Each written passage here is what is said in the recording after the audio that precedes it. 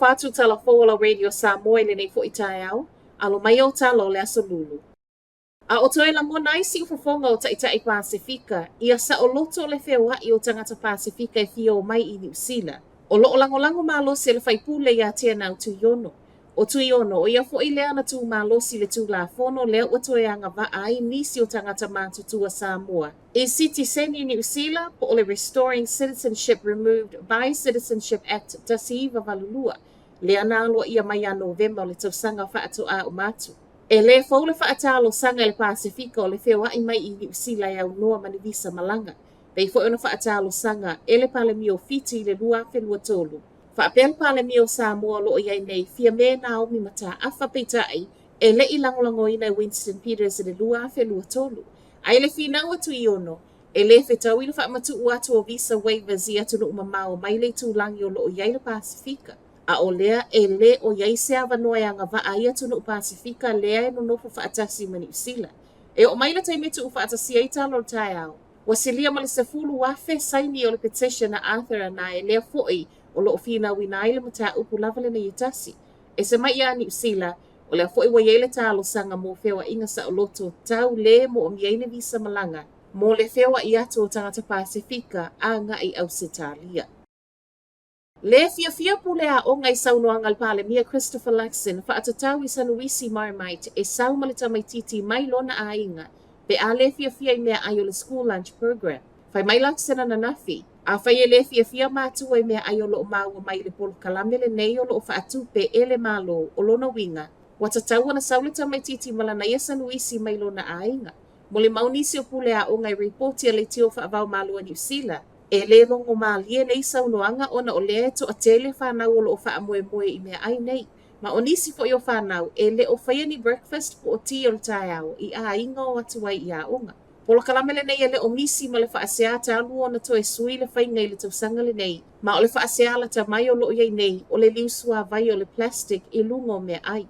Ai mai le minista lango a onga o ia fu i o lo o ngafa ma le wa ainga le polo kalamele nei David Seymour wa ia wha amauti noa o lo whaia nei so enga ma o lo iaila wha moenga ia wha aleleia ai ele i amataria le kuatalo na lua o a onga o le nei tausanga.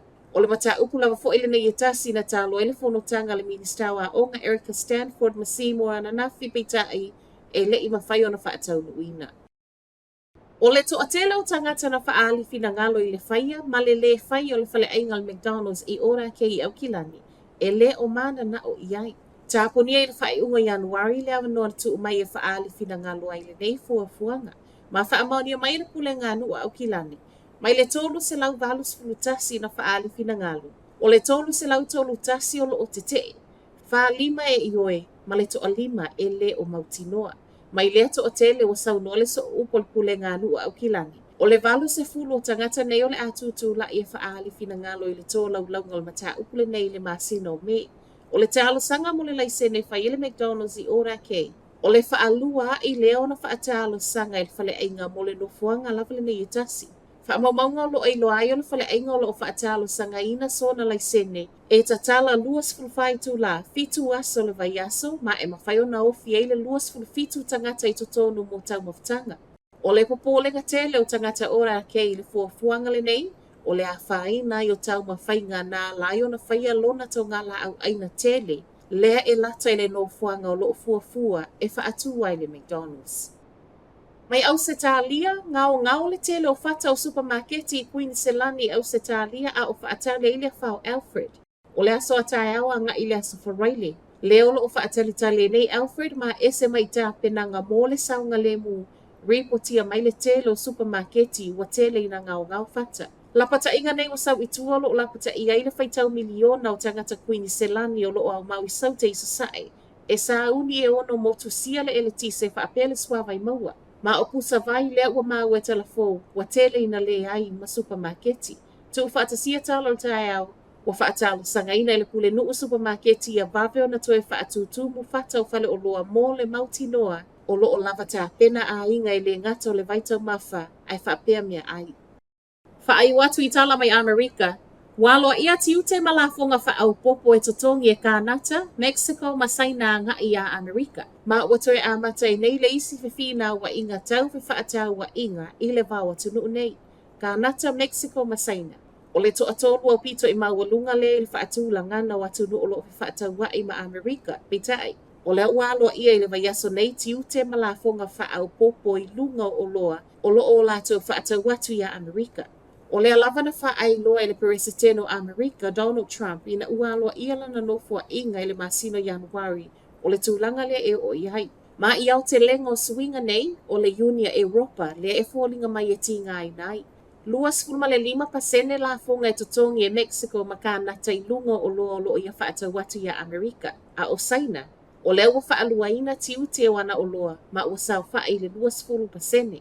Mai nei si tanga fōu, e maua ia Amerika le lata i le lua trillion tupe Amerika. E le ono fonofo e fo i paanga nei e tolu, le o tali atu saina mo whaau popo le isi se fulu. E le se fulu 5% i lunga o nisi o loa lo sau mai Amerika. Ma e amata lo ia i le aso se fulu o le masina nei lava. E se mai i leo le awhai fo i tapu mo nisi o pisinisi Amerika o lo ia i totono fi whaatawa inga nei i le vawa tunu e lua. Ai mai a Kanata ma Mexico le wa tolu se fulu tau sanga o whaatau wa isa o loto e au noa mani la funga totongi a nga ia Amerika. E 2.5% o le a totongi e pisinisi Amerika mo o loa tusa, ma le 2.7 biliona tu pe Amerika le tau. Ma a umaso e 2.8 o lo whaatu mau pea la funga fōna ia Trump, o le a whaalau tele atu i le isi 2.2 biliona tau o loa Amerika. O lo whaatali se tali a Mexico, po o le asana ia whaai unga. Talana la Radio Samoa, manu ia le nei tai au.